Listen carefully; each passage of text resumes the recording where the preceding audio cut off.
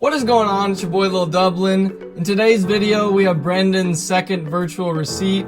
Brendon traded in a full Cyberse deck, and then somewhat of a deck for like Darklords, and then he also traded in a Cyberse deck, which is pretty crazy, really good, and there's some valuable cards in there, with one being really crazy, secret rare. We're gonna go through the Darklords first, the Cyberse, and then also the Cyberse deck. But if you have any urge to kind of build like somewhat of a Darklord deck, Cyberse, or the Cyberse, I recommend just staying and kind of watching, because Brendon is a pretty good player. He's won a couple local tournaments, so I'm sure these decks are pretty well made, because I think he knows what's going on with his decks.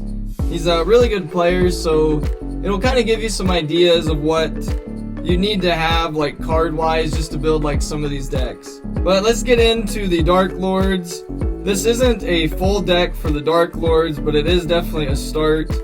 So I think there's like 20-25 cards in here, and for Yu-Gi-Oh you have to have like 40 cards, so probably just a couple more in the deck, and then this would kind of complete a playable deck of the Darklords.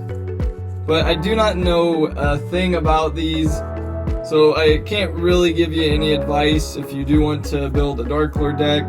But this is his full Cyberse deck, so I would say a safe bet that you could take is pretty much taking some inspiration from like what this looks like, and somewhat basing it off if you wanted to build like your own Cyberse deck.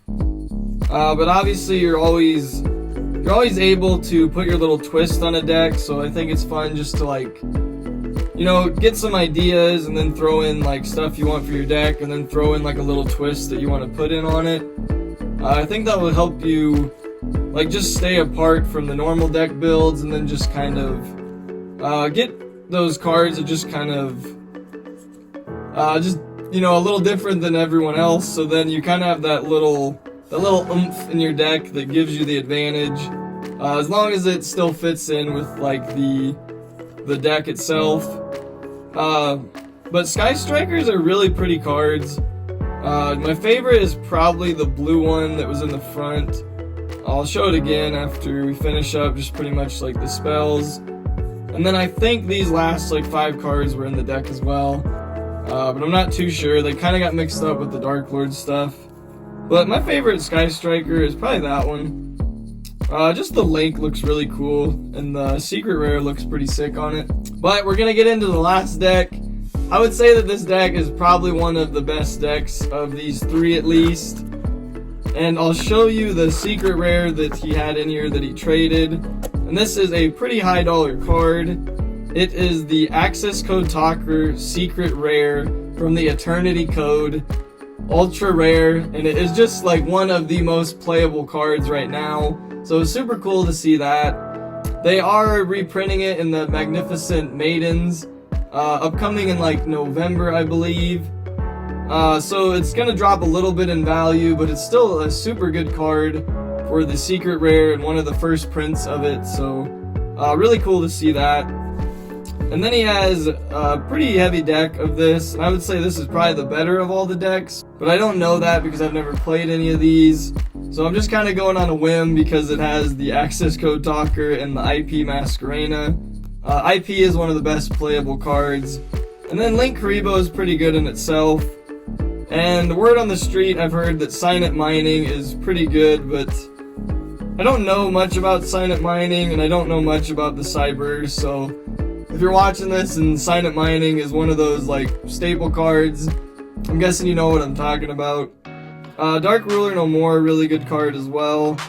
And then a bunch of just like stuff I have no idea about, but I'm sure it goes well with all the Cyberse and the deck itself.